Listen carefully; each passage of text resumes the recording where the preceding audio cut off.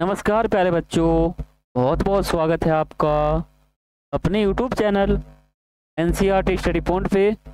और मेरा नाम है अर्जुन। ठीक है, तो आगे चलते हैं। तो जैसे कि आपको पता है कि हमने अपना क्लास 12th का न्यू कोर्स स्टार्ट कर दिया था, जो कि हिंदी इलेक्टिव का था। ठीक है, तो इसी न्यू कोर्स के अकॉर्डिंग हमने अपना पहला बुक देख लिया था, जिसका नाम था अंतरा भाग 2। और इसका जो है हमने काव्य खंड पूरा समाप्त कर लिया था, बिल्कुल समाप्त हो चुका है। तो हमने अपना गद्य खंड भी स्टार्ट कर दिया था। अब इसी गद्य खंड के अंदर हमने अपना दूसरा पार्ट स्टार्ट कर दिया था, जिसका नाम था सुमिरिनी के मन के।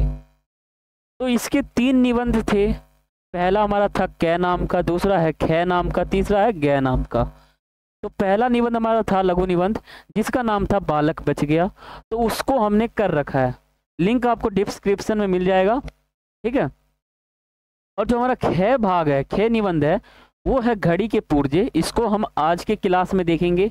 और जो हमारा गै भाग आएगा, जिसका नाम रहेगा ढेले चुन लो, वो हम अगले वीडियो में देखेंगे। ठीक है, अगली क्लास में देखेंगे। तो आज हम शुरू करते हैं अपना घड़ी के पुर्जे, जो हमारा खे नाम का निबंध है वो।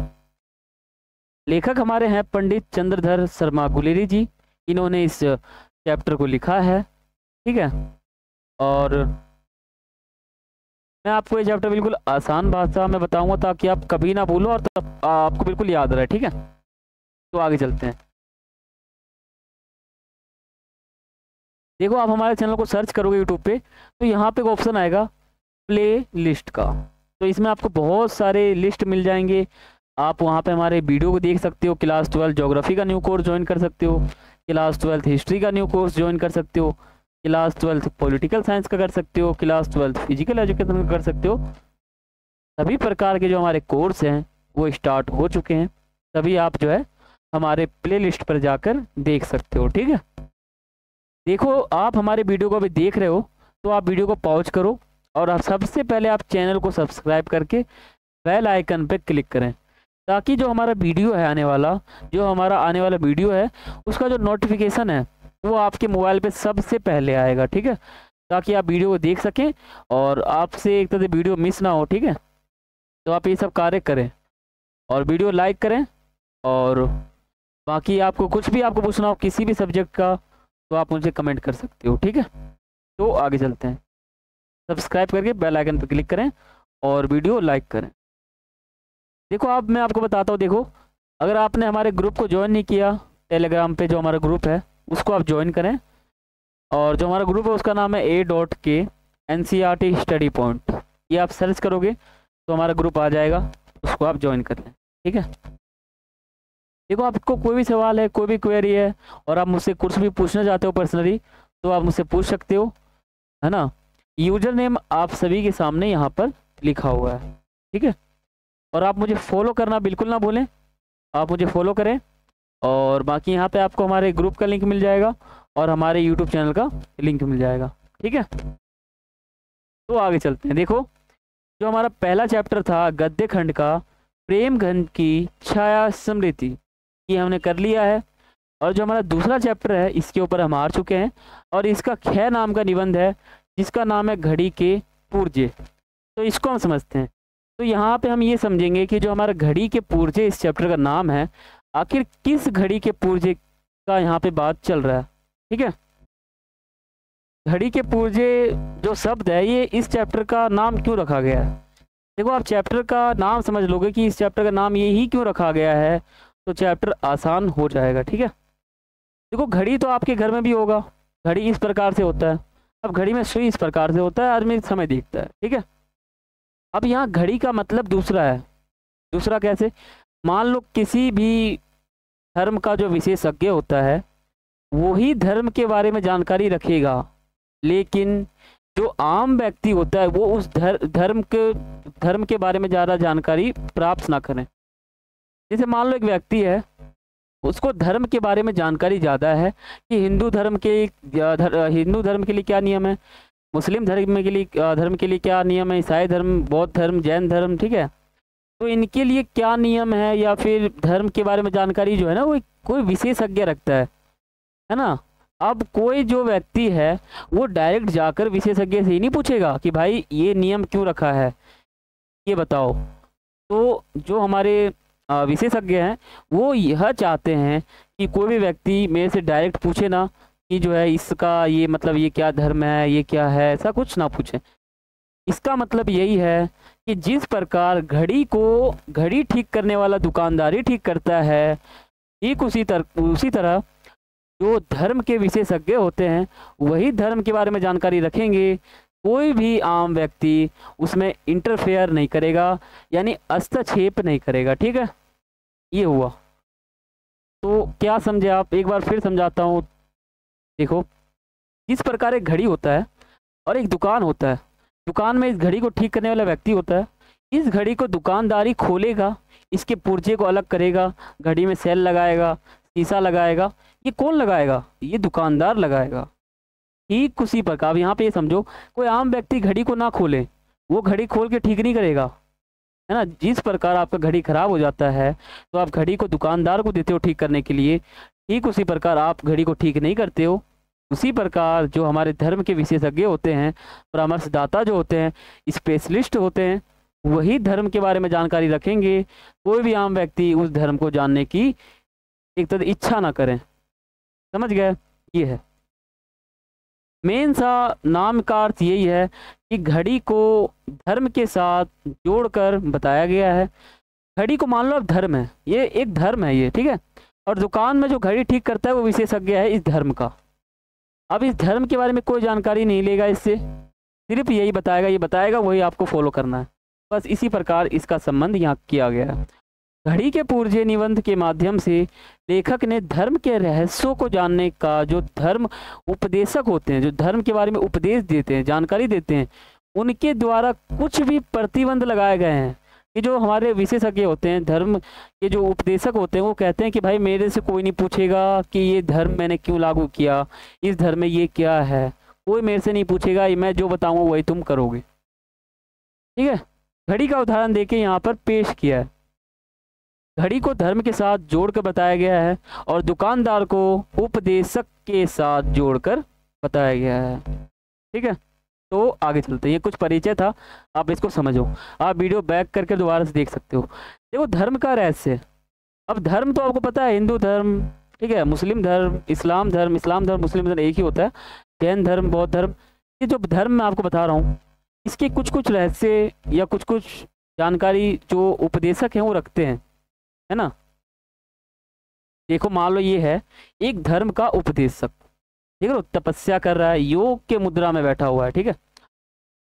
धर्म उपदेशक जो है, धर्म के उपदेशक जो उपदेश देते हैं, वो कहते हैं कि बातों के गहराई से जानने की इच्छा हर व्यक्ति को नहीं करनी चाहिए। जो उपदेशक होते हैं वो ये चाहते हैं कि जो मैं जो भी कह रहा हूँ, जो भी तपस्या कर रहा हूँ, जो भी धर्म के बारे में जानकारी रखता हूँ, इसके बारे में हर व्यक्ति जानकारी नहीं लेगा, गहराई में नहीं जाएगा। मैं जो धर्म बता रहा हूँ वही वो करेगा, ज़्यादा धर्म के गहराई में नहीं जाएगा। ठीक है, जो कुछ उपदेशक बताते हैं, जो भी विशेषज्ञ बताते हैं, उसे चुपचाप सुन लो, चुपचाप उसको स्वीकार कर लो। ठीक है, और ये घड़ी का उदाहरण देते हुए बताते हैं, घड़ी का उदाहरण देते हुए बताते हैं कि आपको समय जानना है तो घड़ी को देख लो, समय जान लो। अब घड़ी में समय कैसे पता चलता है, इसके गहराई में मत जाओ, सिर्फ अपने घड़ी के टाइम को देखो और बस टाइम देख के अपना काम चलाओ।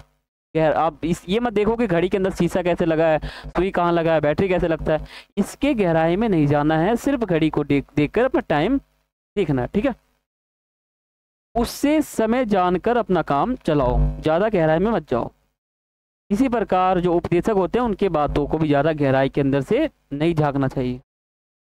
लेकिन आप इतने संतुष्ट नहीं होते, अगर मान लो स्वयं घड़ी देखना सीख सकते हो तो सीख सकते हो। ठीक है, उपदेशक ये कहना चाहते हैं कि अगर आपको धर्म के बारे में जानकारी लेनी है तो आप उपदेशक बन जाओ, पूरा धर्म के बारे में जानकारी प्राप्त कर लो, लेकिन थोड़ा थोड़ा गहराई में मत जाओ।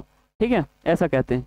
किंतु मन में यह इच्छा नहीं रखनी चाहिए कि घड़ी को खोलकर इसके पुर्जे गिनकर उन पुर्जों को यथा स्थान लगाकर घड़ी बंद कर दें। ये पता नहीं करना चाहिए किसी भी आम व्यक्ति को। ये बताया गया है इस चैप्टर के अनुसार, ठीक है। यह काम साधारण व्यक्ति नहीं, कोई विशेषज्ञ करेगा, उसका काम है ये। घड़ी खोलेगा वो दुकानदार, खोलेगा वो ठीक करेगा। ठीक उसी प्रकार धर्म का जो रहस्य है वो बताएगा धर्म के विशेषज्ञ। और आप इतना उसके अंदर इंटरफेयर नहीं करोगे, ये धर्म क्या है, ये लागू क्यों किया, इसका फ़ायदा क्यों क्या है, मतलब उसके अंदर आप गहराई में नहीं जाओगे, ठीक है। इसी प्रकार धर्म के रहस्य को जानने का केवल धर्मचार्यों का काम है, यही धर्म के बारे में जानेंगे, कोई आम व्यक्ति नहीं जानेगा। अब लेखक क्या सोचता है, लेखक क्या चाहते हैं, वो क्या सोचते हैं इसके बारे में, उनको क्या लगता है कि हमें जानना चाहिए या नहीं जानना चाहिए, ये थोड़ा सा एक प्रश्न है, ठीक है। देखो लेखक की सोच, लेखक क्या सोचते हैं। लेखक कहते हैं कि घड़ी को खोलकर ठीक करना कठिन काम नहीं है। अब जो हमारा धर्म है ना, उसको जानने में ज़्यादा मतलब मुश्किल काम नहीं है। घड़ी को खोल के देखना भी ज़्यादा मुश्किल काम नहीं है, देख सकते हो। लेकिन साधारण लोगों में से ही बहुत लोग घड़ी को खोलकर ठीक करना सीखते भी हैं और दूसरों को सिखाते भी हैं। ये तो नहीं है कि वो मतलब देख ही ना, देखते हैं, सिखाते हैं। लेकिन अगर आपको जानकारी प्राप्त करनी है तो आप उपदेशक बन जाओ, एक घड़ी ठीक करने वाला एक दुकानदार बन जाओ, ठीक है, ऐसा कहते हैं। इसी प्रकार धर्मचार्यों को आम आदमियों को भी धर्म के रहस्यों की जानकारी देनी चाहिए। धर्म का ज्ञान प्राप्त कर लेने के बाद कोई व्यक्ति धर्म के विषय में मूर्ख नहीं बन सकता।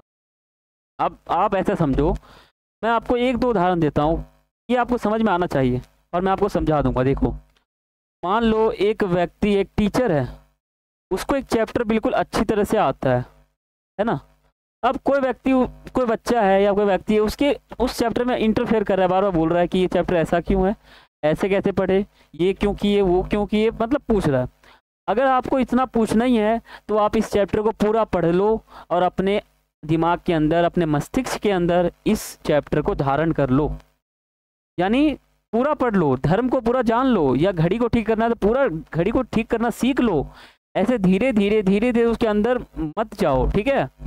ये बताया गया यहाँ पे, ठीक है।